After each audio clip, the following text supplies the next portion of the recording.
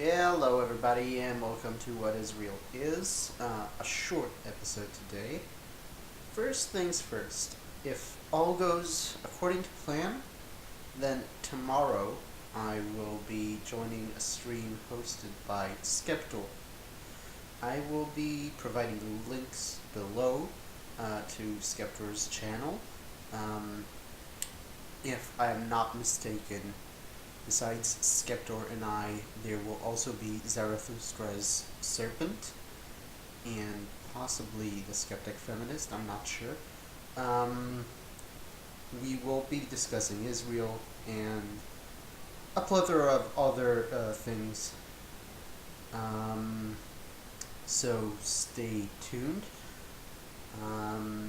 Besides that, I wanted to, well, there's a couple of news, particularly one item of news that I wanted to speak about. So, one thing that really sucks about being identifying as a Jew and, well, trying to fight, push back against anti-Semitism is when reality kind of conforms with anti-Semitic tropes. And yesterday seemed to have provided exactly that kind of a thing.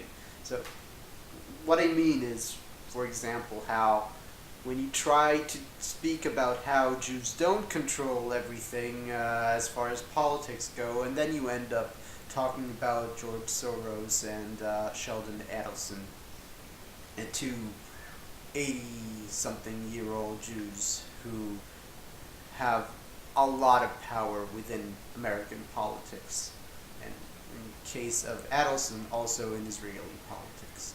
So this is an anti-Semitic trope, which is sadly true. Uh, One thing that can be said about that is that Adelson and Soros are not alone in the field, and that many other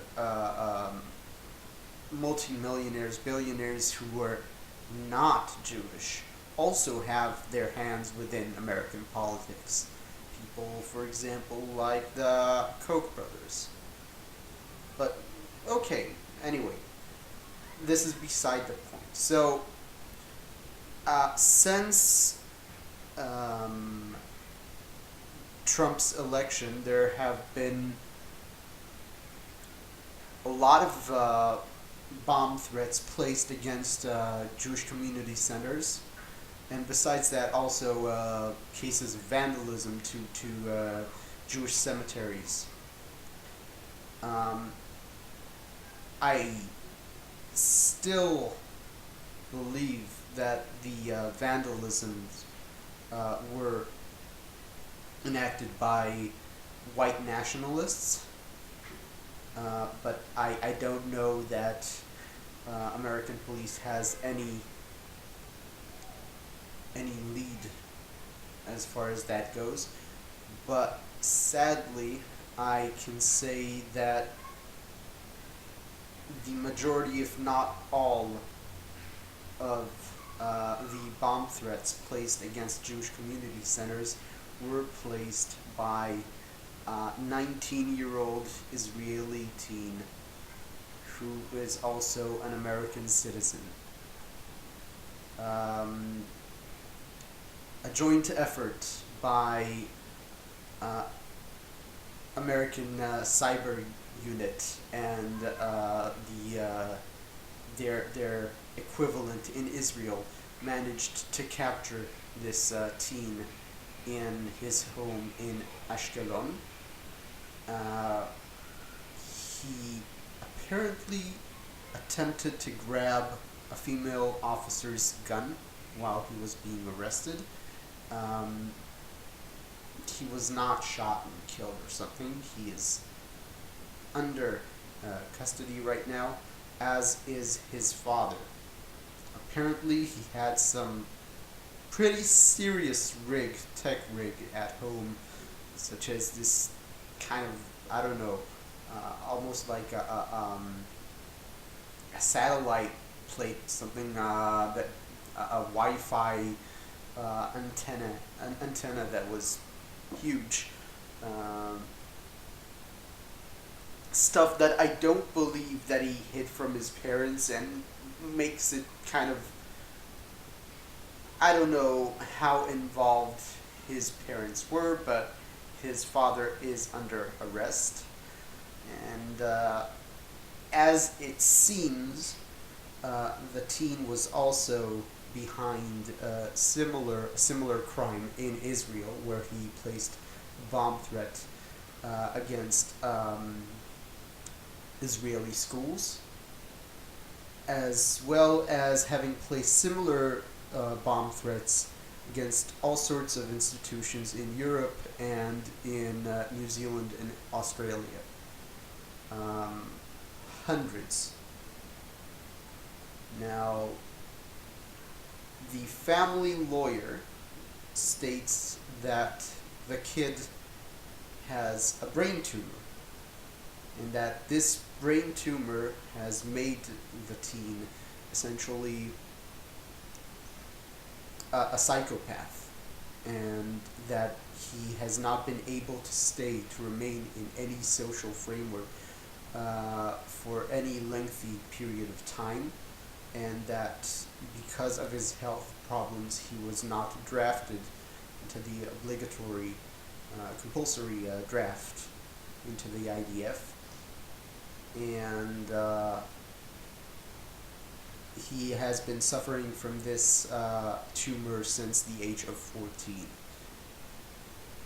I don't imagine that this is a lie, because, well, it would be very easy to disprove it if this was wrong, but the fact of the matter is this: the person behind the panic and all of the bomb threats placed against Jewish community centers all across North America, that person is an Israeli teen. I don't know what the motivation was besides being a complete maniac.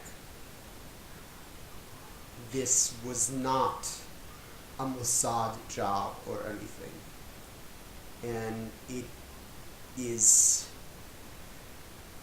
the Jewish Forward put out a piece about how heartbreaking it is. It is. It really is.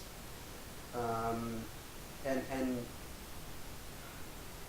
it's all the more heartbreaking because I know that people are going to say that the Jews did it. I don't know what to say.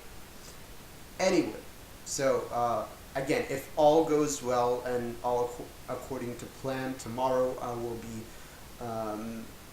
streaming with Skeptorr. Well, Skeptorr will be streaming and I will be joining the stream. I think it's going to be a pretty interesting conversation. Those not in the know, Skeptorr is an Israeli YouTuber who speaks about skepticism, anti-feminism. He's more of a right-winger. I have plenty of points on which I differ with him. For one thing, I don't consider myself an feminist, but maybe we'll save those points of contention to the stream itself. It will be interesting. So that's it for today, and I'll see you guys probably tomorrow, and if not, then next week. So see you guys.